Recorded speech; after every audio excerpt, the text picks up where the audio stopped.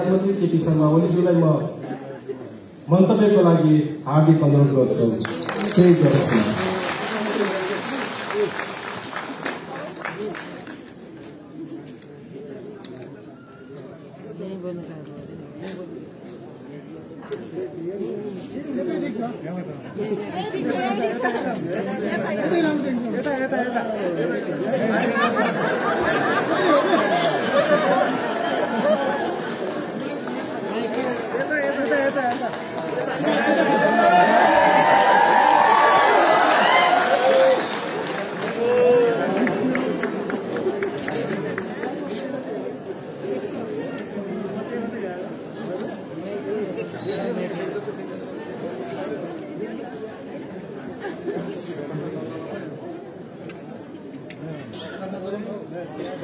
संपूर्ण साथीहरुमा हार्दिक अभिवादन, नमस्कार। कार्यक्रमका अध्यक्ष महोदय, माननीय मन्त्रीज्यू,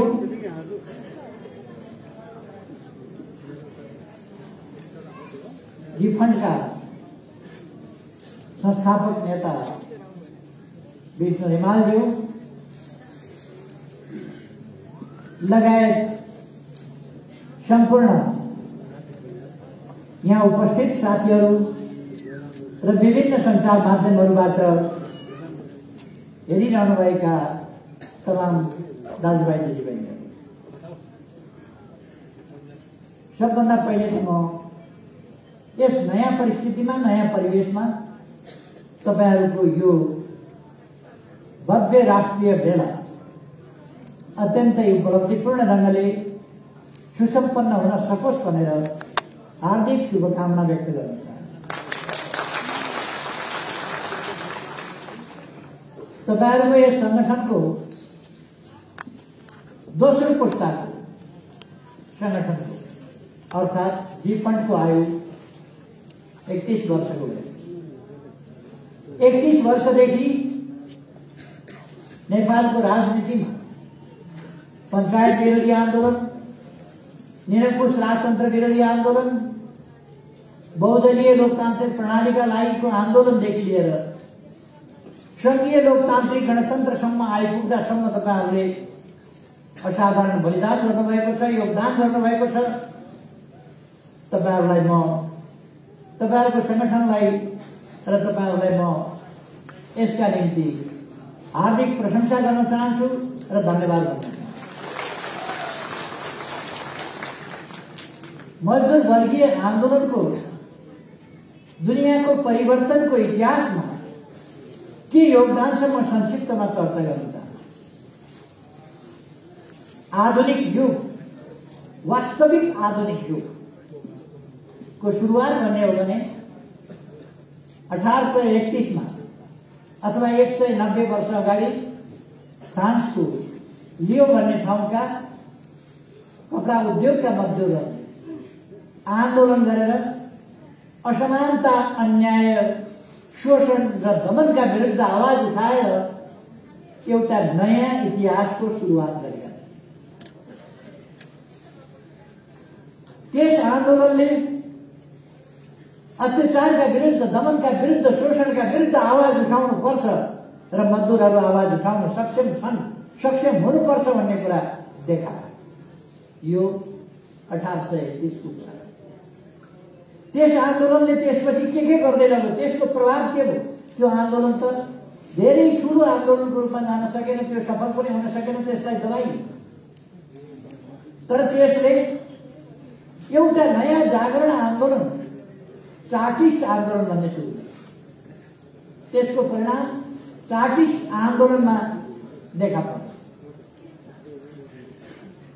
त्यसको परिणाम अफिममा लट्याइएको चीन, अफिमका विरुद्धको अभियानमा, अफिम वार भनेर 1840 मा चीनमा अफिम वार सुरु हो, अफिमका विरुद्धको अभियान सुरु।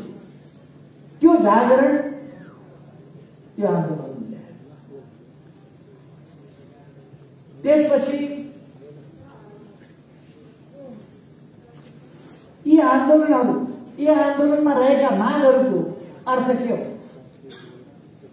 हाम्रो समाज के हो, समाज कस्तो छ, यस समाजका समस्या के हुन् र यो समाज अब कता जानुपर्छ भनेर चिन्तन मननहरू सुरु भए।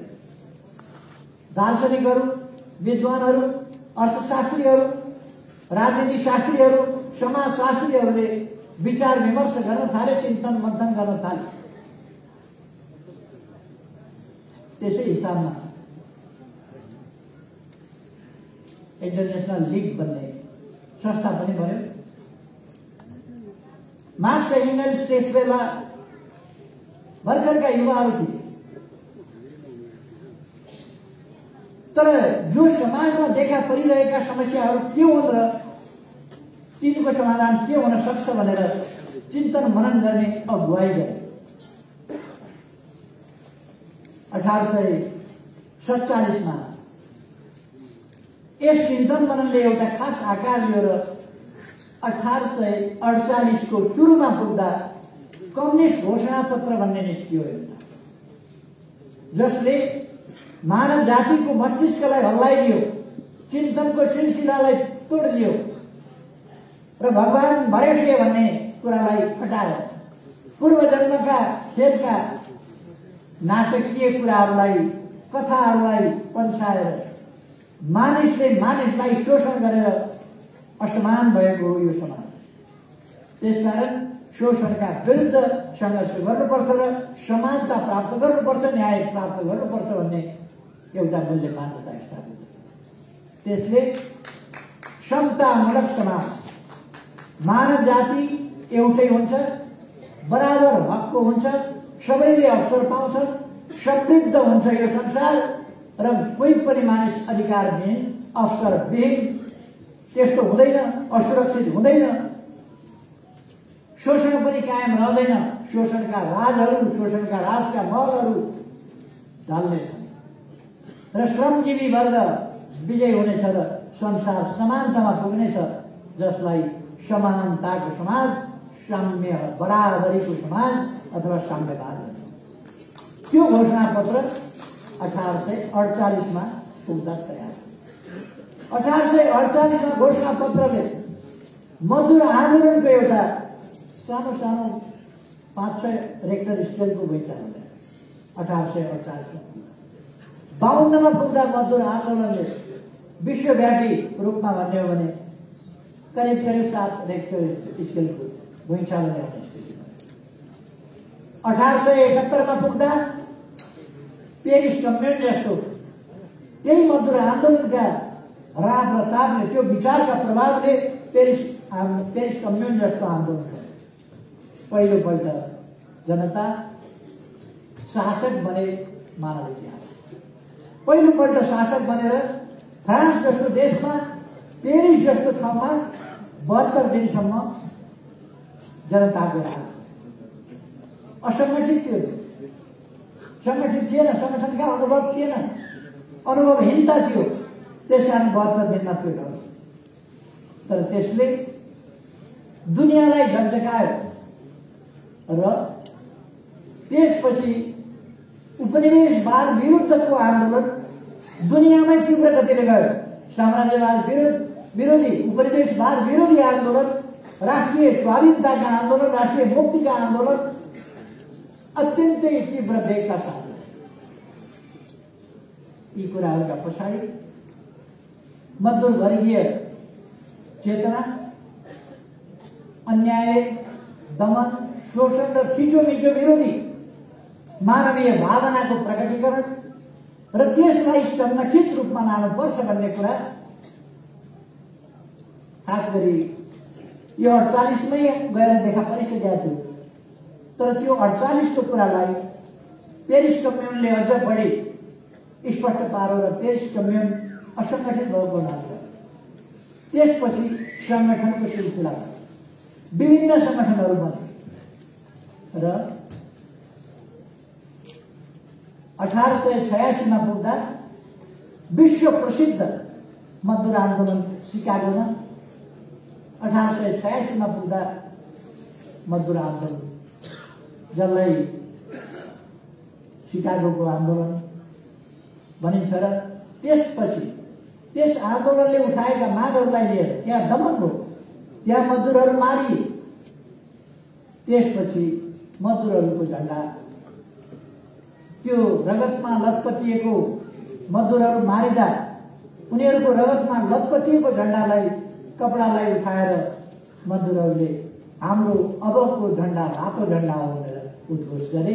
यो 1806। त्यसपछि तपाईँहरूले आज हल्लाइरहेको झण्डा रातो किन छ भन्दा यो 1886बाट सुरु भएको बलिदानको इतिहास त्यसको, मजदुरहरूको बलिदानको इतिहास त्यसको। 89बाट यसलाई एउटा मजदुर दिवसको रूपमा, मई दिवसको रूपमा मनाउन सुरु गरियो।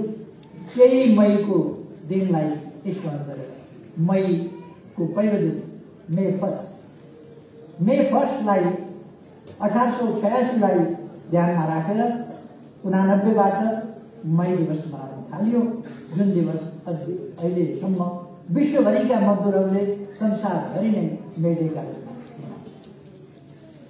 त्यस आन्दोलन त्यति नै रोकिएन, त्यसको ताप, त्यसको रात, त्यसले देखाएको दिशा, त्यसले देखाएको बाटो त्यतिमा रोकिएन।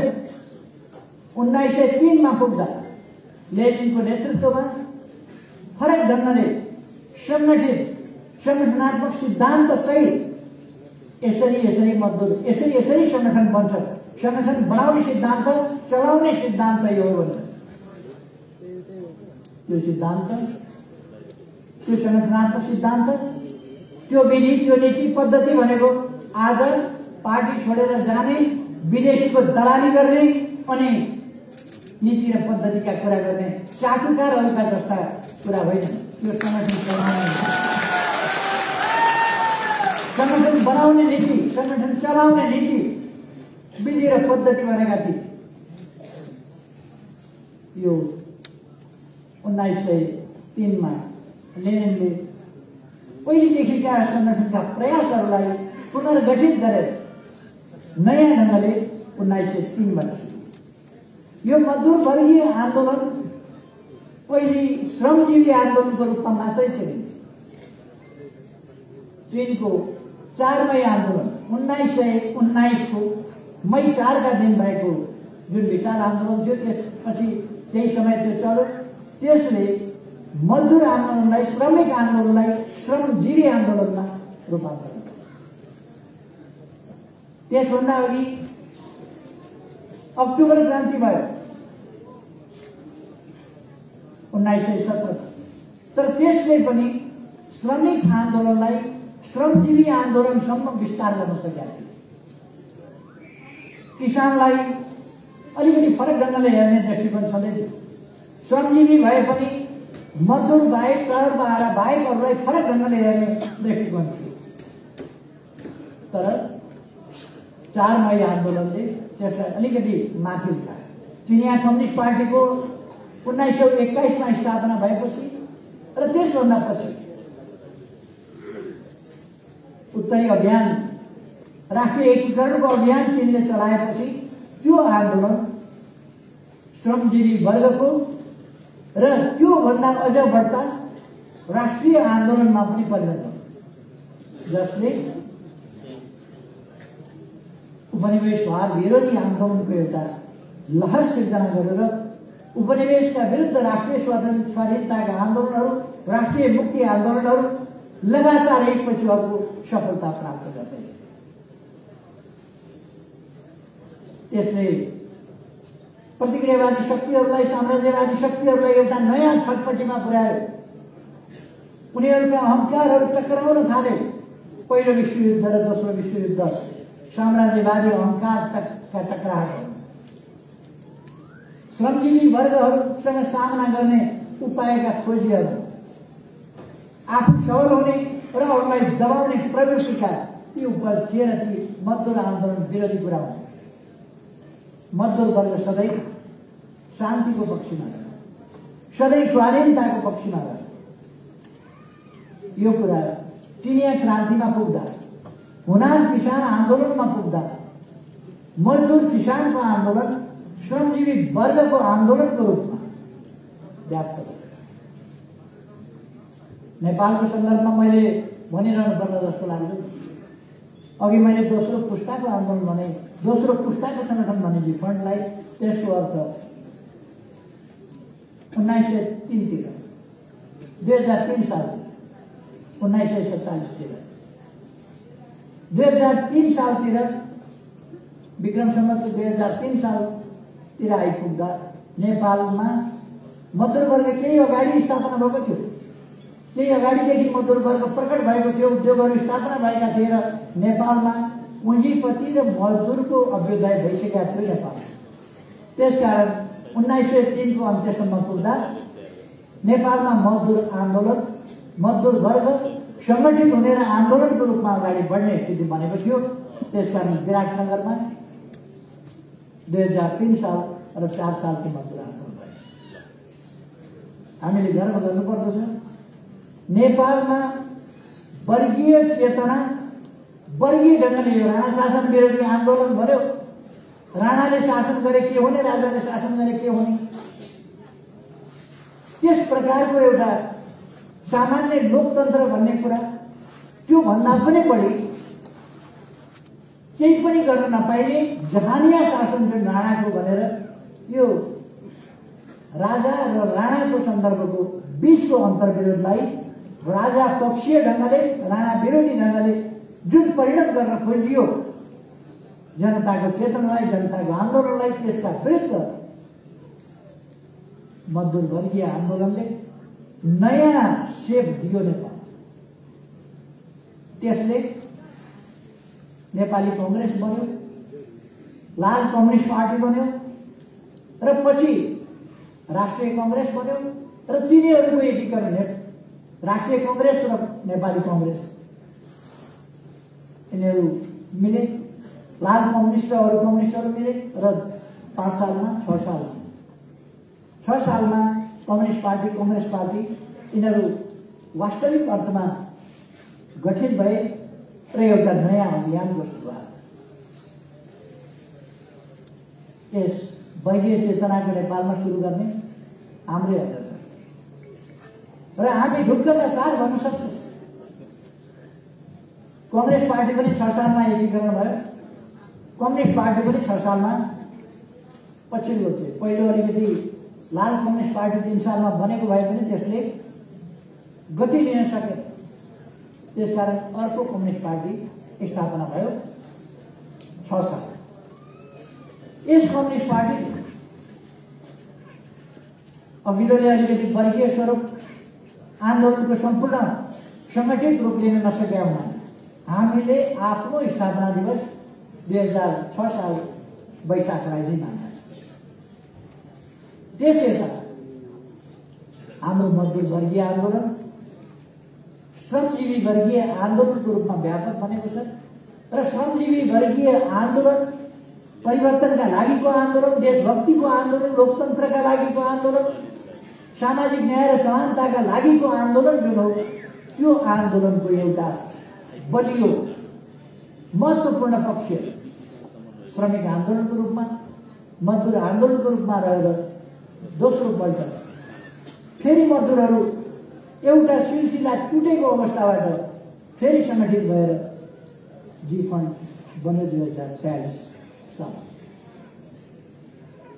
त्यसयता मैले अघि नै भने तपाईँहरूले महत्त्वपूर्ण योगदान गर्नुभएको छ र यहाँ आइपुग्नु। यस सिलसिलामा मैले हेरिरहेका छु, प्रचण्डको चटकबाट नअल्मलिएको कुनै सङ्गठन छ भने जी फन्ड। अरू अनेक सङ्गठनहरू प्रचण्डको चटकबाट अल्मलिए, झुकिए, अनेक कुराहरू भए, तर जी फन्ड अल्मलिएन। जी फन्ड कुनै चटकेका छलसामपूर्ण कुराहरूबाट अल्मलिँदो रहेन। तपाईँहरूले मजदुर एकता जिन्दाबाद भन्नु। आज नेपालमा मजदुर आन्दोलनलाई बलजफ्ती केही तत्त्वहरूले मजदुर आन्दोलनलाई विभाजित गरेका छन् र हामीले मजदुर आन्दोलनलाई विभाजित हुन नदिएर अरू साथीहरूलाई पनि समावेश गरेर अल्पलिएका साथीहरूलाई भ्रमबाट मुक्त गरेर अँध्यारोमा टर्च लाइट बाले जस्तो बालेर सही बाटो हामीले देखाएर ती साथीहरूलाई पनि यस आन्दोलनमा समावेश गर्नुपर्दछ र एकताबद्ध मजदुर आन्दोलन नेपालमा निर्माण गर्नुपर्दछ। अझ व्यापक अहिले पनि केही तत्त्वहरूले केही मजदुर साथीहरूलाई अल्मल्याएको छ, केहीलाई झुटा सपना झुटा आश्वासन देखाएका छन्, बाँडेका छन्। त्यस्ता कुराहरूबाट मुक्त हुनुपर्दछ। म साथीहरूलाई आग्रह गर्न चाहन्छु र त्यस्ता कुराहरूबाट हाम्रा साथीहरूलाई मजदुर साथीहरूलाई मुक्त गराउनु, त्यस्ता पक्षहरूबाट मुक्त गराएर हामीले सही बाटोमा सही धारमा लाग्नु। आज देश एउटा दो बाटो जस्तोमा पुगेको छ। तपाईँहरू देखिरहनु भएको छ।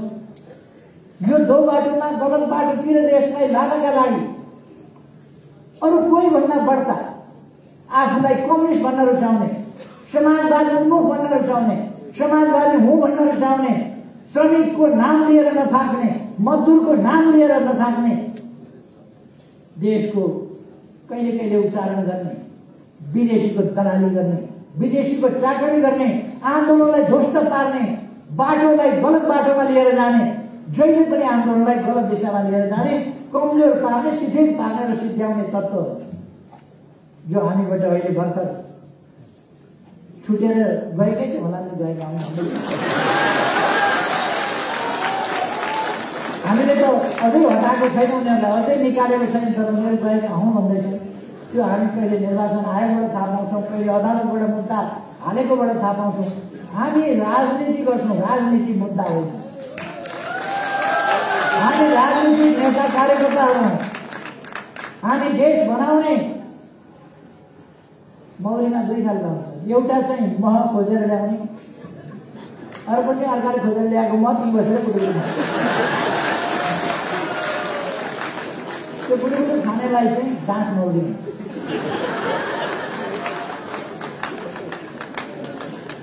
हामी डाँट मौरी जस्ता होइन, कर्मी मौरीहरू।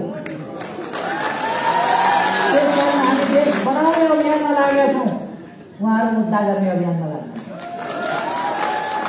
मुद्दा हालेको हालै हुनुहुन्छ, मुद्दा हालेको हालै हुनुहुन्छ। कानुन पढेका साथीहरूले काम पनि राम्रै पाउनुभएको छ। आउनुहोस् न मेरो बहस गरिदिनुहोस्, आउनुहोस् न मेरो बहस गरिदिनुहोस्, आउनुहोस् न मेरो बहस गरिदिनुहोस् भनेर तपाईँले उहाँहरूले पनि काम पाउनुभएको छ। हामी झगडिया होइनौँ। त्यसै कारण मैले प्रचण्डजीलाई भनिदिएको छु, हामी त भाडाको घरमा छौँ, तर हामी निजी घर भए पनि पेरिस डाँडामा त्यतातिर आँखा पनि आउँछ। तपाईँको पेरिस डाँडो तपाईँ लानु, हामीलाई चाहिएको छैन, तर हामीसँग कष्ट गर्न नआउने छ।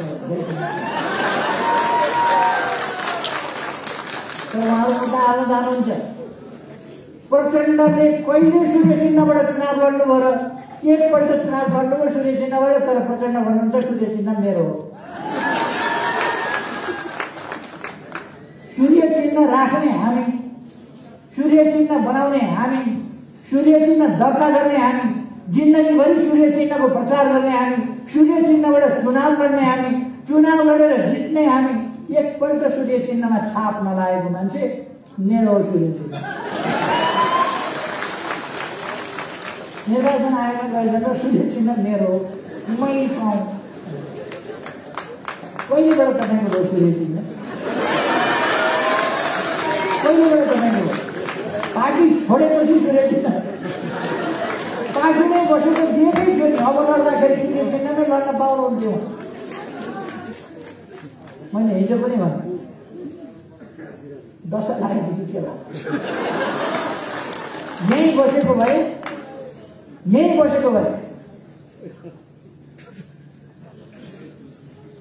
कति शानदार सफलता हुन्थ्यो, कति शानदार विजय हुन्थ्यो। यही सही बाटो हिँडेको भए, सही काम गरेको भए पार्टी एकताबद्ध र एकजुट रहन्थ्यो। पार्टीले शानदार ढङ्गले जित्थ्यो, कामको आधारमा जित्थ्यो, विचारको आधारमा जित्थ्यो। हेर जस्तो लाग्यो उहाँहरूले। अब उहाँले जित्नुहुन्छ चुनाव। चितवनमा त उहाँले तपाईँहरूलाई थाहा छ 74मा चितवनमा हामीले जिताएको हो। ठुला ठुला सभाहरू गरेर हामीले सम्बोधन गरेर जनतालाई प्रणाम गरेर लौ न भोट हालिदिनुहोस् भनेर आग्रह अनुरोध गरेर जिताएको हामीले जिताएको। 70मा बत्ती निभाएर पाएको साँटेर जित्यायो उहाँले। के आनन्द गर्यो।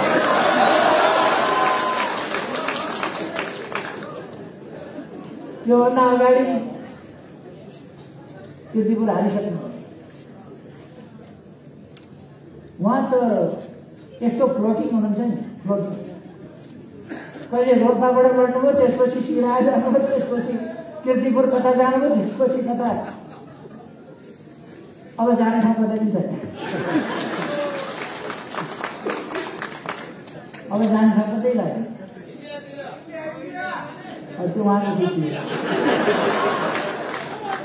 जङ्गलमा त न हिजो बस्नुभएको थियो न अब हिजो जङ्गल बस्नुभएको होइन। उहाँ दिल्ली, लखनऊ, नोएडामा हुनुहुन्थ्यो। हामीलाई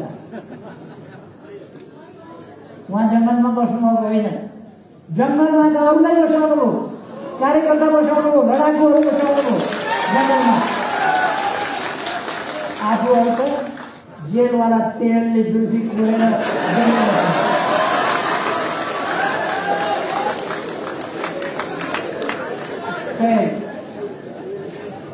आज देश एउटा दो बाटोमा छ। हामीलाई अलिकति मनमा कसो कसो लाग्न सक्छ, पार्टी फुट्यो भने, पार्टी फुट्यो भन्ने चिन्ता हुन सक्छ। तर तपाईँ भन्नुहोस्, आज पार्टीमा जुन एकता थियो त्यो एकता कति वर्षदेखि थियो? आज हाम्रो पार्टी नेपालमा सबभन्दा बढी एकताबद्ध पार्टी हो। आजको दिन सबभन्दा अनुशासित पार्टी नेपालमा हाम्रो पार्टी हो। आजको दिन हिजो नेपालका पार्टीहरूमध्ये सबभन्दा गैर गुज्रेको अराजक अनुशासनहीन गैताल पार्टी हाम्रो पार्टी हो। बिमारी के रहेछ भन्दा त्यही पिरो रहेछ।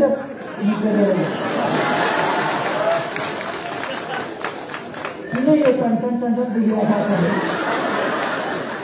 त्यही पिरो रहेछ। उहाँले जानुभयो। पार्टी एकताबद्ध छ, पार्टीमा उत्साह छ, पार्टीमा आत्मविश्वास छ, पार्टी गतिशील छ, जित्छु भन्ने आत्मविश्वासका साथ पार्टी अगाडि बढेको छ। हिजो यस्तै चाल हो भने जनताका बिचमा कसरी जाने, के मुख देखाउन जाने, के भन्न जाने भन्ने समस्या कार्यकर्तालाई पर्यो।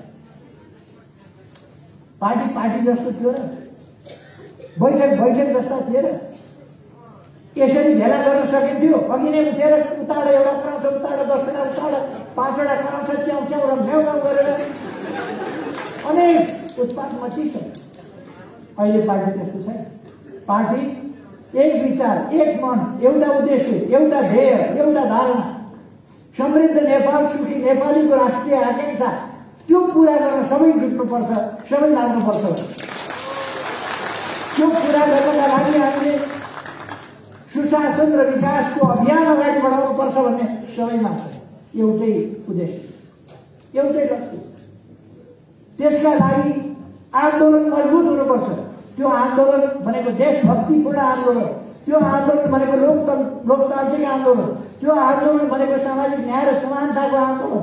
त्यस्तो आन्दोलनलाई मजबुत बनाउनका लागि कम्युनिस्ट पार्टी मजबुत हुनुपर्छ, कम्युनिस्ट पार्टी सुदृढ हुनुपर्छ। त्यसले मात्रै सही विचार बोकेको कम्युनिस्ट पार्टीले, एकताबद्ध कम्युनिस्ट पार्टीले मात्रै त्यसरी आन्दोलनलाई बलियो र गतिसाथ राख्न सक्छ। त्यसकारण हामीलाई पार्टी एकताबद्ध पार्टी, सही विचार बोकेको एकताबद्ध अनुशासित र गतिशील पार्टी चाहिएको छ। आज हाम्रो पार्टी त्यस्तै बन्यो। आज हाम्रो पार्टी विचारमा अडमरमा छैन,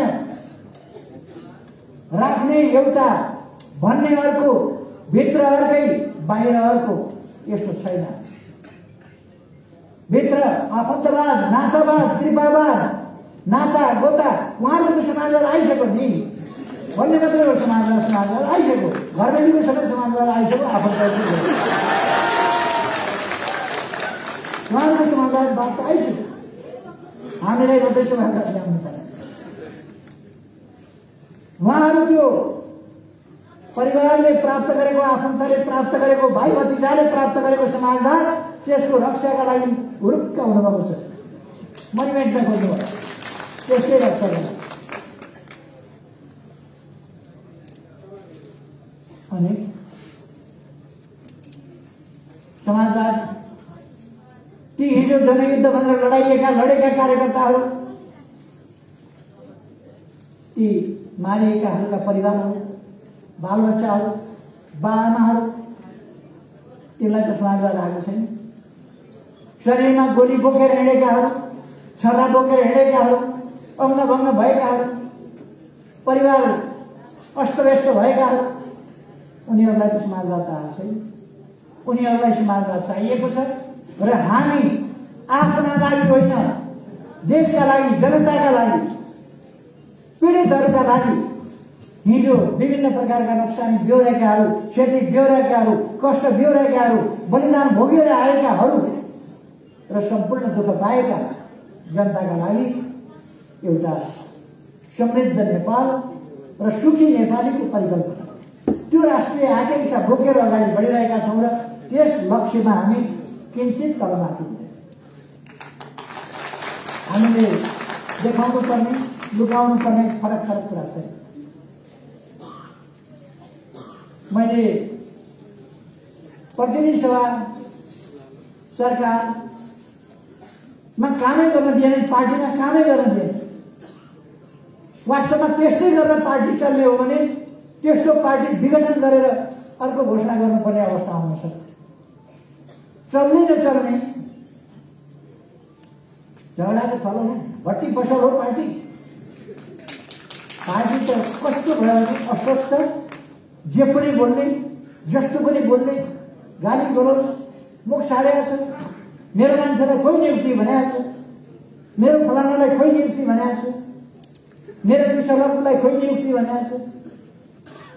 मैले धेरै पल्ट को तपाईँको मान्छे मेरो समर्थन गर्ने, अब कोले समर्थन गर्नेछन् त्यो लेखेर दिनु सूचना कसरी थाहा? पार्टीमा योग्यता क्षमताका आधारमा, योगदानका आधारमा, सक्रियताका आधारमा कामको जिम्मा दिनु उहाँहरूलाई मन्जुर छैन। भाग भण्डा गर्नुपर्छ। तपाईँका भागमा यतिजना, मेरा भागमा यतिजना, उहाँका भागमा यतिजना, उहाँका भागमा यतिजना, भाग भण्डा गर्नु।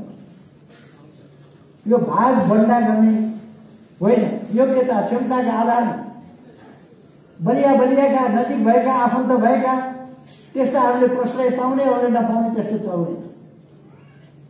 सबैको पार्टी, सबैले उचित सम्मान र कदर पाउनुपर्छ, उचित अवसर पाउनुपर्छ, उचित जिम्मेवारी पाउनुपर्छ सबैले। र पार्टी सबैको अभिभावक, उहाँहरूमा त्यो भावना छैन। मैले प्रतिनिधि सभा विघटन गरेँ, सरकारलाई कामै गर्न नदिने।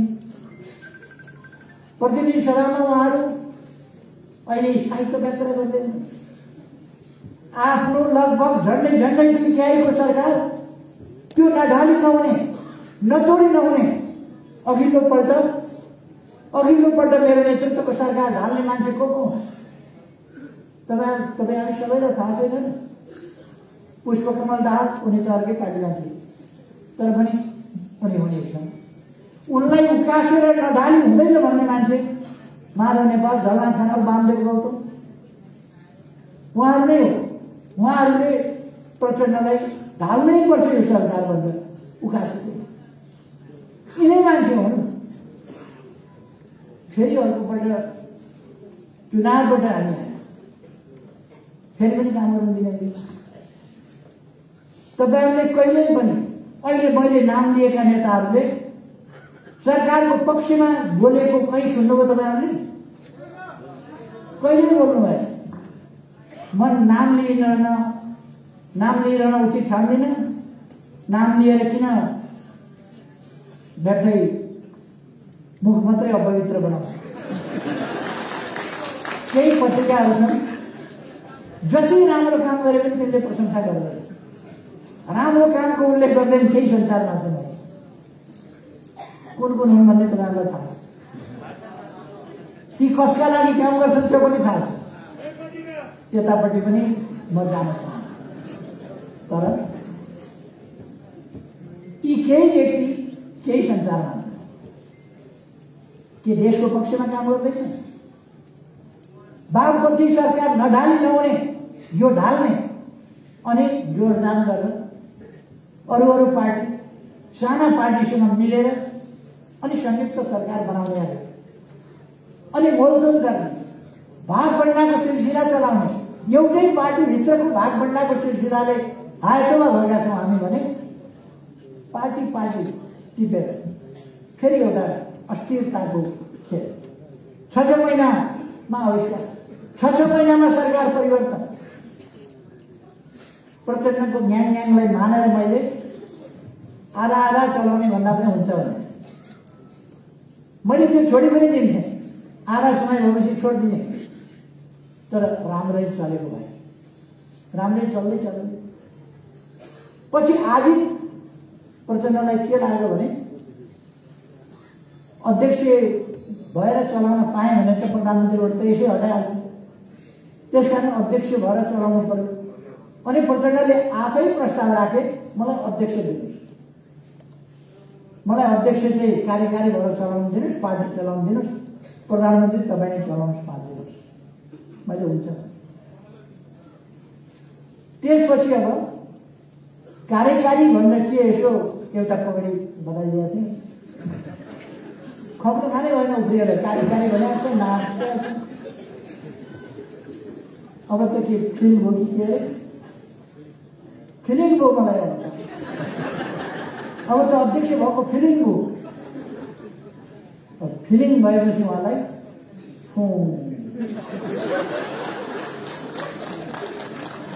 फिलिङ भएपछि त उहाँले फिलिङ भएर कस्तो ठान्नुभयो, आफूलाई सिंह ठानेर अनि मैले भन्नु परेन मुसो भयो।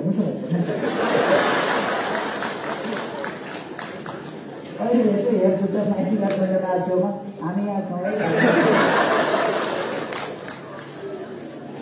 एकजना साथी त अस्ति नागरिक समाजको अगुवा भएर जानुभयो। मैले यसो हेरेँ चित्रमा निहालेर अरू छन् कि छैन, अरू अझै गाह्रो। प्रचण्ड माधवहरूको पनि बाटो त्यही हो कि पनि नागरिकको अगुवा नागरिक भएर त्यहीँ पुग्छ। पार्टी 3 महिना लाग्छ, 3 महिनामा नागरिक समाज यिनीहरू। तर तपाईँ हामीले यसलाई ठिक ढङ्गले चिन्नुपर्छ र यिनीहरूलाई वास्तवमा नागरिक समाजका सम्मानित व्यक्तित्व बनाएर यो पार्टी जाँदै चलाउनु पर्यो भने गरिरहनु पर्यो।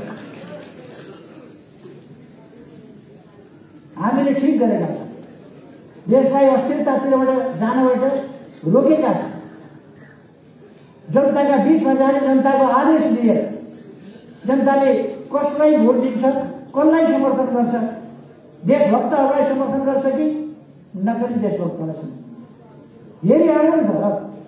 तर उहाँहरू अहिले नै आत्तिएको हेर्नुभयो होला, अहिले नै आत्तिनु भएको छ। चुनाव कसरी हो, उहाँ निर्वाचन आयोगमा पुग्नुभयो खुलेर चुनावको तयारी नगर, चुनाव गराउनु हुँदैन भने। अनि चुनाव गराउँदा के बिग्रियो त?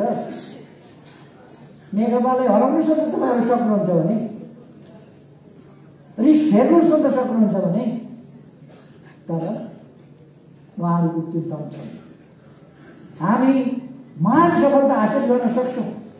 एउटा महान शुद्धिकरणको आन्दोलन अभियान एक ढङ्गले भन्यो भने स्वतः शुद्धिकरणको अभियान अगाडि बढेको छ र चलेको छ।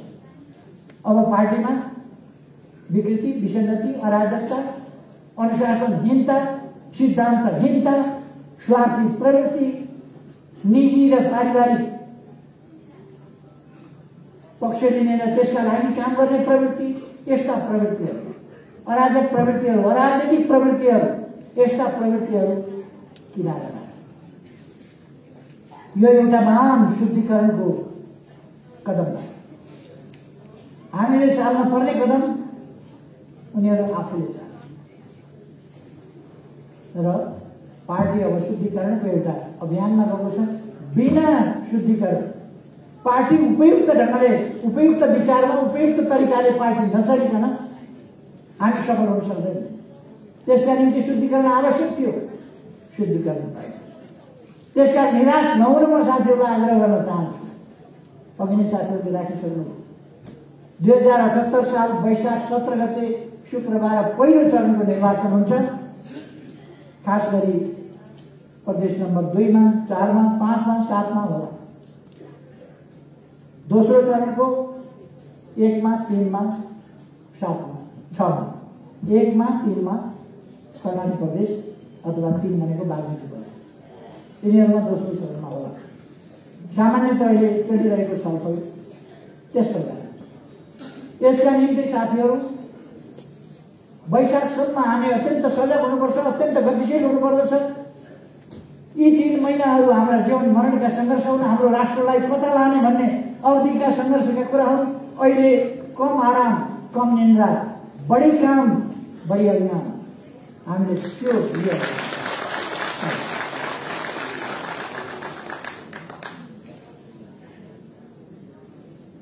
पार्टी एकता गर्दा केपी ओली बिमारी छ, मरिहाल्छ, आफ्नै भागा आउँछ भन्ने थिए नै मर्नु त केपी ओली मर्छ। मेरो बुवा बुढो हुन थालिसक्नु। बुवा बल्ल बुढो हुन थाल्नु हो भने मेरो कुरै नहोस्। मेरो बुवा चाहिँ भर्खर बुढो हुनुहुन्छ, 2-4 किलोमिटर अहिले पनि एक्लै खुइखुइती हिँड्नुहुन्छ। एक दुईपल्ट अपरेसन गर्यो, 2-4 पल्ट अपरेसन गर्यो भनेर आजको जमानामा नयाँ 2टा किडनी लायो, 4टा किडनी बोकेर हिँडेको छ भनेर आजको जमानामा कसैले कमजोर छ भन्ने ठान्यो भने त्यो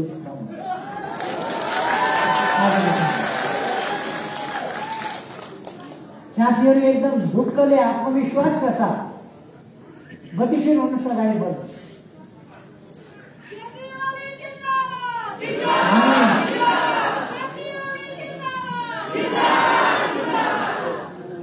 हामी समाजवादतर्फ उन्मुख भएर हामीले प्राप्त गरेका उपलब्धिहरूको रक्षा गरेर ती उपलब्धिहरूलाई सुदृढ गर्दै समाजवाद उन्मुख भएर अगाडि बढ्ने। समाजवाद भनेको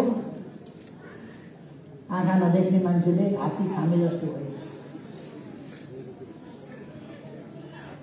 उहाँहरूको समाजवाद भनेको के हो भनेर सोध्यो भने एउटाले भन्छ एउटा बेग्लै परिवार, एउटाले भाइ भतिजाका कुरा गर्नु, अर्काले छोरी बुहारीका कुरा गर्नु, अर्काले के गर्दा समाजवाद भनेको। समाजवाद लोक कल्याणकारी राज्य स्थापना गर्ने, लोक कल्याणकारी नीतिका साथ हामीले आज औपचारिक क्षेत्रमा मात्र होइन, अनौपचारिक क्षेत्रमा पनि सामाजिक सुरक्षाको प्रबन्ध अगाडि बढायौँ। हामीले 30,000 यो करार र दैनिक ज्यालादारीमा रहेका सरकारी कर्मचारी 30,000 कर्मचारीहरूलाई पनि सामाजिक सुरक्षाको दायराभित्र ल्यायौँ। हामीले ज्येष्ठ नागरिक स्वास्थ्य बिमा गरेका,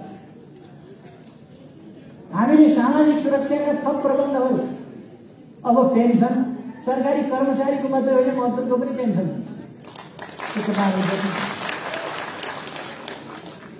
आज मैले भन्ने गरेको छु, नेपालमा कोही पनि भोकै रहँदैन, कोही भोकै पर्दैन, कोही भोकले पर्दैन। हामीले नारा दिएका छौँ र त्यसलाई व्यवहारमा कार्यान्वयन गरेका। त्यो साथीहरूले देख्नु। कोही पनि बाल बालिका, कोही पनि बच्चा बच्ची अभिभावक विहीन छन्, पढ्न नपाएका छन्, आवास नपाएका छन्, हेरविचार कसैले गर्ने अवस्था छैन भने सरकारले अभिभावकत्व दिन्छ, उनीहरू टुराटुरी हुँदैन। नेपालमा कोही पनि बालबच्चा अब अभिभावक विहीन हुँदैन। त्यसको प्रबन्ध सरकारले, कोही पनि बुढाबुढी अब ज्येष्ठ नागरिकको बेसहारा हुँदैन, सरकारले प्रबन्ध गर्छ। हामी यस दिशामा अगाडि बढ्छौँ। सडकमा कोही मानिस गएर पत्र परेर पसारिनु पर्ने छैन। हेर्ने उठाउने कोही नहुने, उपचार गर्ने कोही नहुने, त्यस्तो हुँदैन। आज तपाईँहरू सडकमा गएर हेर्नुभयो भने कोही अलपत्रसँग बाटाका छेउमा जिम्रीमा कपाल भएको शरीरभरि घाउ भएको कागले ठुगिरहेका त्यस्तो मान्छे पाउँछौँ। त्यस्तो हुन दिँदैन। हामी विभिन्न सङ्घ संस्थासँग मिलेर काम गरिरहेको यो स्थिति होला। आज सडकमा पहिले यस्तो भिखमङ्गा पाइँदैन। त्यो हामीले भिखमङ्गाको स्थिति नै हो भने सरकारले हेर्छ, नकली भिखमङ्गा हो भने हामी घर पुर्याएर नकली भिखमङ्गा भने हिँड्न पाइँदैन। जहाँ खानका लागि भिख मागेर हिँड्न पाइँदैन, काम गरेर। हामी रोजगारी अवसरहरू सिर्जना गर्नका लागि प्रधानमन्त्री रोजगार कार्यक्रम, युवा स्वरोजगार कार्यक्रमदेखि लिएर अनेक कार्यक्रमहरू सञ्चालन गरिरहेका छौँ। उद्योग व्यवसायलाई अगाडि बढाउनका लागि, स्टार्टअप उद्योगका लागि सहयोग गर्ने युवाहरूले सर्टिफिकेट राखेर ब्याङ्कबाट लोन लिन पाउनेदेखि लिएर अनेक कामहरू गरिरहेका छौँ। युवाहरू विदेश हामीले पठाउने गरे होइन। अहिले यो सरकार आएपछि युवा विदेश गर्ने हुँदैन। हिजोदेखि विदेश जाने एउटा सिलसिला सुरु हो। अब हामी स्वदेशमै रोजगारीका अवसरहरू सिर्जना गरेर युवाहरू विदेश जान नपर्ने, परिवारसँग बिछोड हुन नपर्ने, दुःखका आँसुहरू बगाउन नपर्ने स्थिति सिर्जना गर्न गरियो। समाजवादको बाटो हुनु थियो। 7वटै प्रदेशमा हामीले औद्योगिक क्षेत्रहरू घोषणा गरेका छौँ। हामीले ग्रामीण औद्योगिक क्षेत्रहरू त्यस्ता तोक्दैछ, पालिका स्तरमा तोक्दैछ र त्यो आज बस्ती क्याबिनेटबाट पनि केही निर्णय गर्दैछ।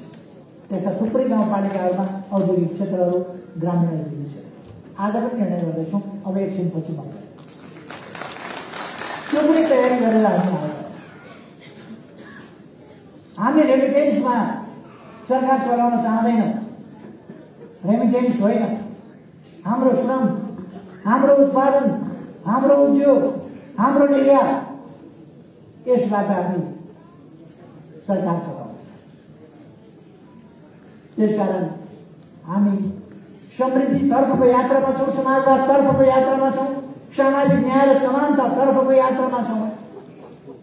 यसका निम्ति हामीले सिङ्गै देश यस अभियानमा सरिक हुनुपर्छ भनेर समावेशिताको सिद्धान्त, समानुपातिकताको सिद्धान्त, सहभागिताको सिद्धान्त, सबैको प्रतिनिधित्व हुन सकोस् भन्ने सिद्धान्त, ती कुराहरूलाई हरेक क्षेत्रमा व्यवहारमा लागू गर्ने प्रयास गर्दा आधा आकाश आधा धरती ढाकेका महिलाहरूको हाम्रो स्तरमा जुन स्तरको जागरण, त्यो जागरणलाई हेर्दा कतिपय विकसित देशहरू आश्चर्यचकित हुन्छ।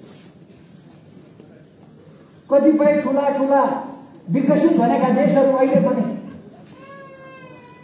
आफ्नो देशको राष्ट्रपति महिला बनाउन तयार छैनन्। तपाईँ हामीले देखेकै छौँ, महिला बनाउन तयार छैन। हाम्रोमा महिला छ।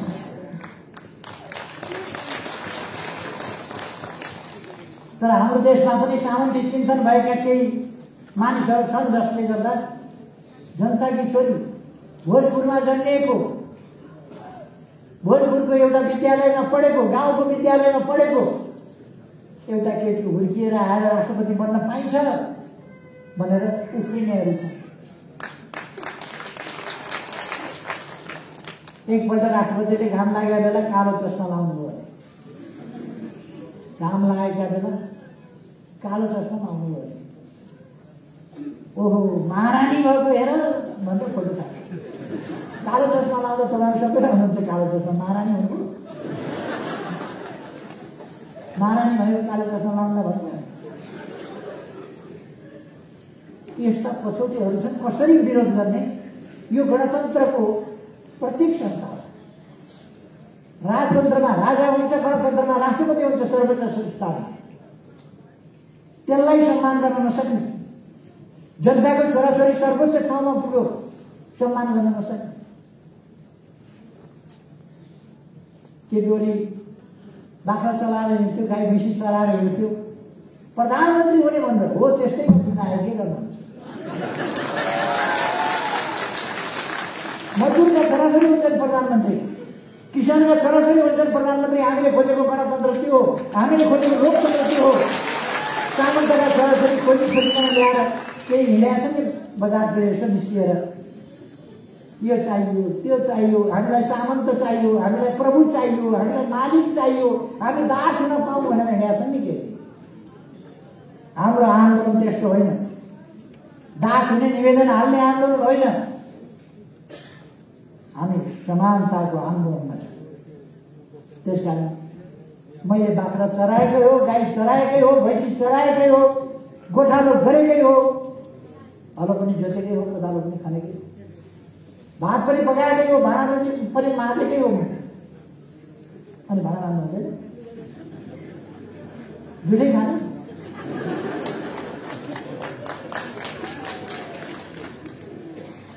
अनि मसिनाका चामल चाहिने तर खेती गर्न नहुने, मिठो मिठो खाना चाहिने खेती गर्न नहुने, दुध खानु पर्ने गाई पाल्न नहुने, यो खालको मेन्टालिटी केही मान्छेहरू तिनीहरूले जनताका छोराछोरी माथि पुगेको त शासन गर्नका लागि जन्मे होइन, त हलो जोत्न जन्मिएका, गाई भैँसी चराउन जन्मिएका, खेतबारी गर्न जन्मिएका यिनीहरू किन सरकारमा पुगे? यिनीहरूको के? म देशका जनतालाई भन्न चाहन्छु, अब सामन्तवादका दिन गए, सामन्तवादका जरा उखेलिए, सामन्तवाद फालियो, जनताको समय आयो।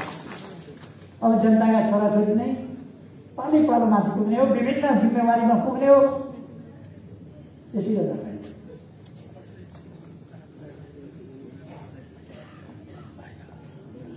खैर हामी एउटा महान यात्रा, राष्ट्रलाई नयाँ ढङ्गले, समाजवाद उन्मुख ढङ्गले, सामाजिक न्याय र समानताको पक्षमा अगाडि बढाउने यस महाअभियानमा लागेका छौँ। र मजदुर वर्ग, सचेत वर्ग जसको इतिहास मैले भने, जसको इतिहासबाट चेतना, राष्ट्रिय मुक्तिको चेतना, जनमुक्तिको चेतना, यो सबै चेतना, समानताको चेतना जहाँबाट उम्रियो, जहाँबाट हुर्कियो, त्यो वर्गको प्रतिनिधित्व गर्ने तपाईँहरूले सजगतापूर्वक, सक्रियतापूर्वक, सङ्गठित ढङ्गले, अनुशासित ढङ्गले यस आन्दोलनको अगुवाई गर्नु वैचारिक। त्यसकारण म तपाईँलाई आग्रह गर्न चाहन्छु, कुनै अलमलमा आफू पनि नपर्ने, अरूलाई पनि पर्न नदिने, अलमलबाट मुक्त गरेर साथीहरूलाई यस महाअभियानमा साथ दिने, यस काममा लागौँ। यही आग्रह गर्दै तपाईँहरूको यो बेला अत्यन्त सफल रहोस् भन्ने शुभकामनाका साथ आफ्नो भनाइ यहीँ टुङ्ग्याउँछु। धन्यवाद। साथीहरू एकैछिन बसौँ, हाम्रो सानो तर महत्त्वपूर्ण एउटा कार्यक्रम बाँकी छ। सबै साथीलाई म यथास्थानमा धैर्यपूर्वक बसिदिन आग्रह गर्न चाहन्छु। धन्यवाद सम्माननीय प्रधानमन्त्रीज्यूलाई महत्त्वपूर्ण सम्बोधनको लागि। अब हाम्रो सानो एउटा संक्षिप्त तर महत्त्वपूर्ण कार्यक्रम भनेको यो विश्वको दोस्रो अग्लो शिखर आरोहण गर्नुहुने हाम्रो आरोही टिमका साथीहरूलाई हामी आज सम्मान गर्दैछौँ। जिफोनको तर्फबाट जिफोन आबद्ध युनियन युनिट्रको केन्द्रीय सदस्य मिङमा डेभिड शेर्पा जो सहितको टोलीले जुन पाकिस्तानमा रहेको यो सगरमाथा पछिको अग्लो हिमाल आरोहण गर्नुभयो र विश्व कीर्तिमान कायम गर्नुभएको छ। उहाँहरूको सफलताप्रति खुसी व्यक्त गर्दै आगामी दिनको लागि थप उत्साह प्रदान गर्नको लागि जिफोनको तर्फबाट हामी उहाँलाई आज सम्मान गर्दैछौँ। उहाँहरू हलमा आइसक्नु भएको छ। हामी सम्माननीय प्रधानज्यूबाटै उहाँलाई प्रमाणपत्र प्रदान गर्ने, खादा लगाएर सम्मान गर्ने कार्यक्रम रहेको छ।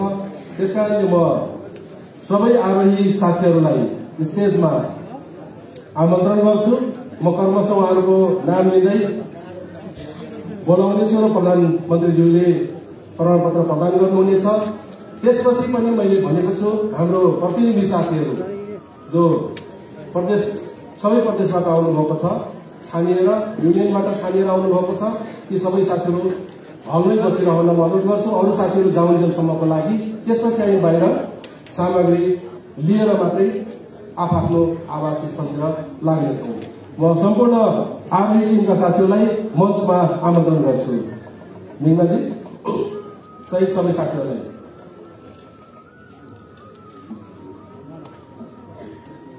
दुईजना साथीहरू चाहिँ यो आइपुग्नु भएको छैन। एकजना अन्तर्वार्ता दिइराख्नु भएको छ अहिले, त्यसो भए हुनाले र दुईजनाको साथीहरूको आफन्त आउनुभएको छ। उहाँहरूको प्रमाणपत्र लिनको लागि, सम्मान थाप्नको लागि म उहाँलाई बोलाउनेछु। म नाम बोलाउनेछु, यहाँ उभिदिन म अनुरोध गर्छु।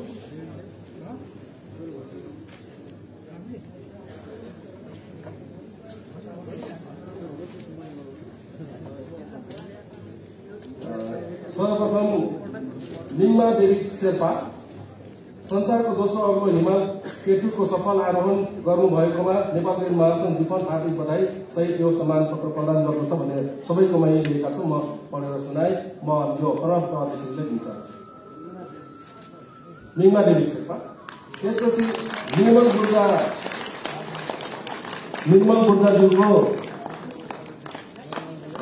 आफन्त उहाँको अशोक राई निर्मल बुर्जा मगरज्यूको सम्मान पत्र लिन म अशोक राईलाई आमन्त्रण गर्छु। त्यसपछि दावा टेम्बा शेर्पा,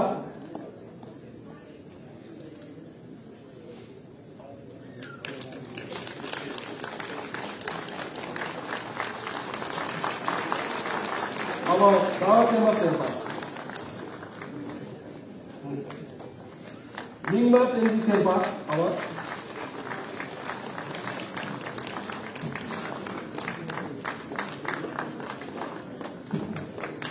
त्यसपछि सोना शेर्पा,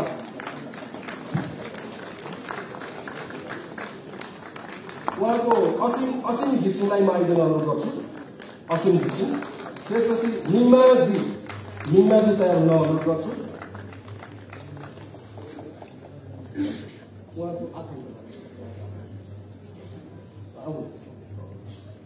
अब यसपछि किलु पेम्बा शेर्पाजीलाई म अनुरोध गर्छु। यसपछि किलु पेम्बा यसपछि किलु पेम्बा। अब यसपछि प्रेमसिरी शेर्पा।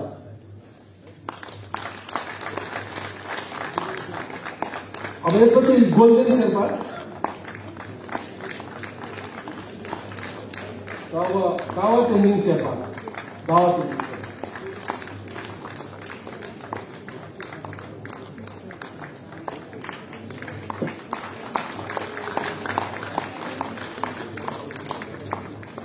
धन्यवाद सम्माननीय प्रधानमन्त्रीज्यूलाई।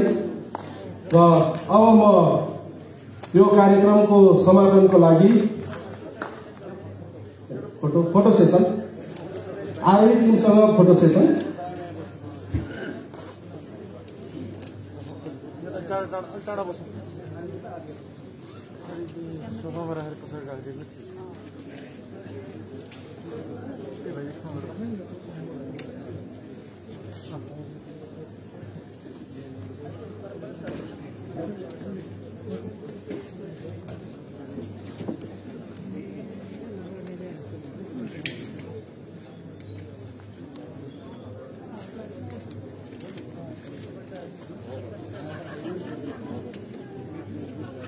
ल साथीहरु अगाडि हेरौँ है, अगाडि।